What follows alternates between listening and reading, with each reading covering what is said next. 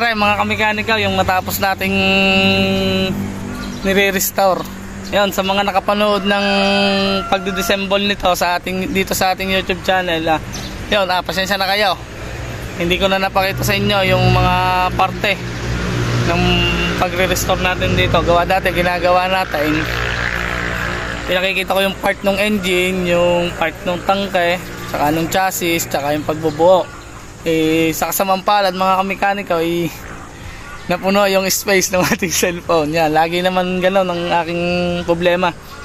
Yan yun, pagka tayo adika-adika at nakabili ng maganda-gandang cellphone, diyan, ano na natin, tawag dito, i-vlog na natin lahat ang inyong request. Yan, ngayon, yan, yung pag-assemble lang yung napakita ko sa inyo ngayon. Yung una pala, tapos ngayon yan, natapos na yan. Ito na yung natapos natin na unit ngayon. Hindi siya kagaya nung dati. Dati talaga napakasama. Pakita ko sa inyo. Dati talaga napakasama niyan. Sa mga nakapanood ng dating vlog nito, yan, balikan nyo nun sa ating, dito sa ating YouTube channel, balikan nyo doon, yung part 1. Yung pag-assemble, pag-disassemble, yan. Dati ang kulay nito mga kamekaniko ay kulay parang shilane. Yung gasol lang sulain yan. Pero ngayon yan, ito na itsura nya, diba? Tapos mga kamekaniko, yung makina nito, kita nyo naman dati napakaputik. Yan, repaint na rin natin. Lagi ko naman sinasabi pagka ako'y nagre-restore mga kamekaniko ng ating mga ginagawa dito sa bahay, yung bolts and nut lang ang hindi ko napapaganda. Comment nyo nga sa akin kung ano magandang bilhin natin ditong pang pakintabo, ano. Tulad yan, no. Nangangalawang talaga siya pagka yung talagang kinain na ng kalawang yung coating nung tornilyo. Message nyo naman sa akin mga kamekaniko. Siyempre yan, nilaganda rin natin ang ating signature Biray Works. Pasensya na kayo sa kamay ko, talagang napakarami natin ginagawa. Pasensya na kayo. Yan na natapos natin na unit. Tapos yung mga sticker nito mga kamekaniko nga pala, ginaya lang natin yung dati, tapos pinagawa lang natin dito sa mga nagagawa ng sticker dito sa amin. Yan, gaya niyang Haojung yan, pinagaya lang natin. Diba? Napakaganda. Alright. Tapos yung shock, sa mga nakapanood din ito na siya, yung outcome ng shock na ginawa natin. Dito yung sa Haoju. Ang hindi lang natin nare-repin talaga o napapaganda yung tornilyo, tsaka yung mga kung ano man, no? Tulad ng tornilyong yun. Pero yung mga dapat pinturahan niya, tulad nitong tapaludo. Ayan o. Ano na natin. Tapos tong tambutso, yan, nilagyan natin ng heat resistant. Ito din, pinagawa din lang natin to. Yan, cool. Ginaya lang natin dun sa dating standard na mga sticker, ganun. Ito na siya mga kamekaniko, napakaganda. Ayun nga pala, hindi din pala tayo nakapaglagay ng reflectorize dito sa ating shock. Meron niyang reflectorize dito. Wala akong makitang available mga kamekaniko talaga. Wala akong makita ditong may kakabit ko. Yung dati natagas ang shock, nirepack na rin natin. Yan. Tapos yung mga signal light nito, napapansin nyo dun sa mga nakapanood ulit, ito, iba to. Ito ay binili lang natin. Yan, pang Aerox. Pang Aerox yan, napakaganda, di ba? Saktong-sakto lang siya dun sa itsura ng ating Haoju. Ako na lang din yung nagdi-decision dito sa nagpapa-restore sa akin. Basta sabi lang sa akin ng may-ari, ako na daw bahala. Yun, mas maganda yun. Pero bago ako bumili ng mga pyesa na ganito, tinatawag ko muna sa kanya mga kamekaniko. Syempre, di ba? Pulasan natin ng konti yung ano. So, yan, tapos ito mga OEM na clutch ng rider tsaka handle switch. OEM lang siya, copy, ganda. Copy lang siya ng mga original ng rider. Yan. Tapos ito, nirepaint din natin yan. Yan, nirepaint din natin yan. Pakita ko sa inyo yung loob niyan, mga kamekanika. Yan, ang loob. Linis din siya. Yan, ayaw mong pahugot. Yan. Ano pa nga ba? Ito, handle grip. Original din to, mga kamekaniko.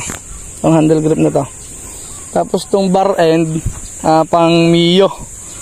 Pang Mio Sporty. Yan, mga seat cover. Yan, binili lang natin to.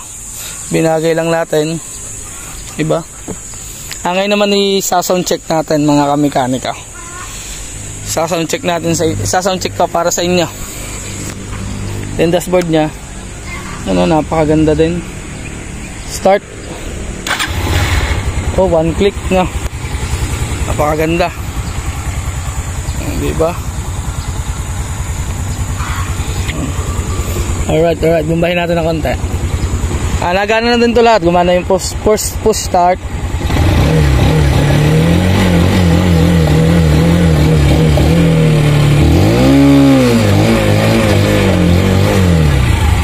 Siyempre, nagana yung mga placer niyan, mga kamekaniko. Placer. Oh, yan. Kabila. Oh, yan. Nagana din ang headlight na. Total, nandito tayo sa unahan. Pakita ko na sa inyo yung headlight. Yan, park light. Yung park light nya. Tapos yung headlight. Yan, headlight. High and low. Nagana din. Tapos busina. Alright, nagana na siya, mga kamekaniko. Apakaganda. Kaya sa mga mahihilig diyang manood ng mga nire-restore, yan, huwag nyo naman ako kalilimutan panoorin. Ano? Yung mga gulong nito, mga kamekaniko, yung kasamang gulong pa rin. Ang mga binili lang natin diyan ay ito, kasi ito. Itong handle switch, itong mga lever, ito kasama na niya eh. Tapos to. Tapos tong mga goma niya. Ayan to. Ito standard. Ayan. Nirepaint din natin to, mga kamekaniko. Ayan. Standard to.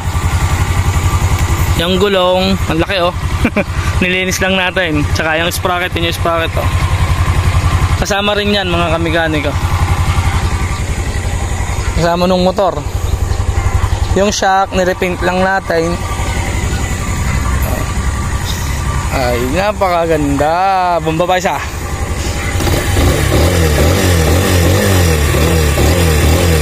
Ganda na PM oh.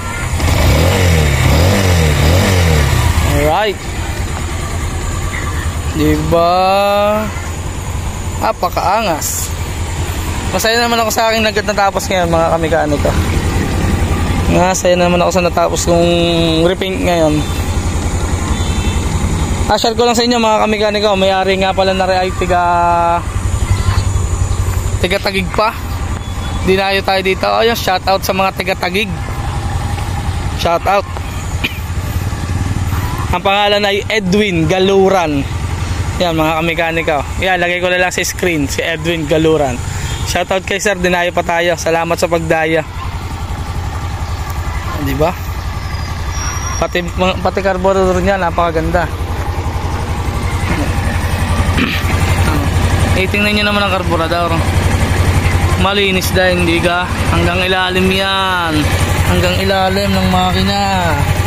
Malinis yan, hanggang ilalim ng tangke oh. Mga tornilyo lang talagang pangit. Higa, napakaganda.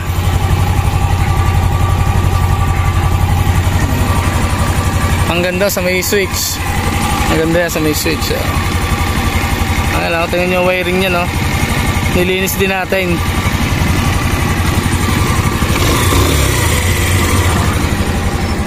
Oh.